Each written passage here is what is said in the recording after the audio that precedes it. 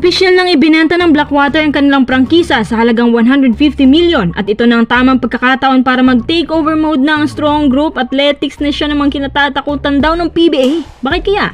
Takot kaya silang masapawan ng team na to na gumagastos talaga para sa isang heavy guts na rebuilding at ngayon mukhang mas lalakas pa nga raw to dahil sa mga players na madadagdag kabilang na si Cedric Barefield pati yung isang player na to the moon. Wala na rin dispersal ang gagawin dahil plakado na ang mga taong nasa likod at ang mga players na kukunin nila agad. Kapag nabili na ito ng SGA, tiyak ako na mas makakagrab ito ng maraming manonood dahil para na rin silang kumuha ng isang guest team nito. Tara, pag-usapan agad natin.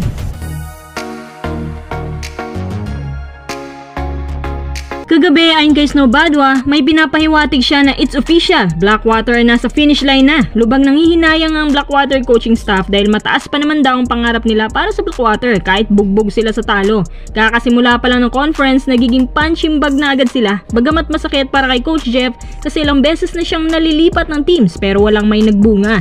Sa katunayan, hindi naman kay Coach Jeff ang main problem. Noon pa man, marami na talagang reklamo ang bossing owner na si Dioseldo C tungkol sa umunay parity. Maganyan-ganyan pero binibenta naman niya ang kanyang mga players. 3 years ago, may issue na doon na ang Blackwater hirap sa kanilang mga expenses at hindi na halos makapagsweldo pero hindi daw totoo to kasi nga nakapag-operate pa naman sila. Kalaunan, ang totoong layunin ng prangkisang to na wala ng saysay dahil naging farm team sila hanggang ngayon. Hindi pa rin sila nakabawi at mas nagiging kawawa pa nga.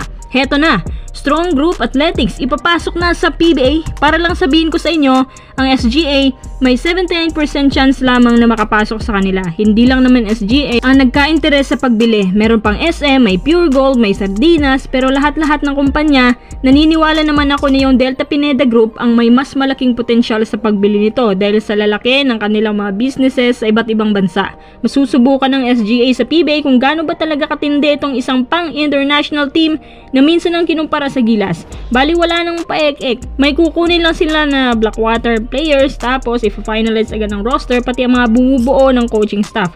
Same players pa rin ng SGA maliban dun sa mga former players ng PBA na yung ranks nila na sa mother team pa gaya ni Keeper, Dable Deponso, Mikey Williams, tsaka si Justin Baltasar, si Jerome Lastimosa, si Kailan Chongson, pati si RJ Abarrientos.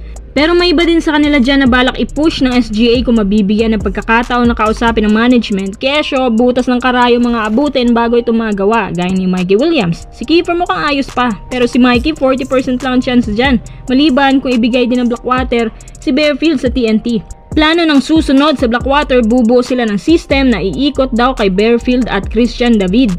Si Cedric Barefield naglalaro lang ng sport at pure business sa ngayon kaya walang kaarte-arte itong bumubuhat sa kanila. Sa kanyang athleticism, versatility, pagiging shooter, no doubt mataas ang basketball IQ niya. Maganda na yung handlings at controls ni Barefield. Iba yung hawak niya, puno ng kumpiyansa at pang franchise player talaga ang manifestation. Kapag hawak niyang bola, yung alam mo na siya talaga yung main offense ng Blackwater. Si Christian David na kayang lumaro ng guard position ng PF din, promising shooter na kahit hindi pa masyadong established ang opensa pero meron siyang work ethic na nagdala sa kanya sa good spot at playing time ni Coach Jeff. Matyaga lang siya naghihintay na kanyang minutes at hindi siya yung todo pasikat kahit hindi kaya.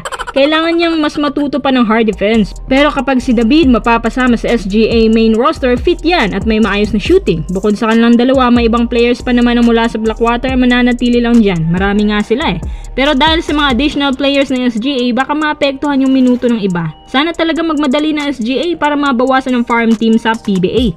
Dapat matanggal ng lahat ng walang plano makipagkompetensya at hindi totoo yung pinipigilan ng PBA na mangyari to para hindi masapawan.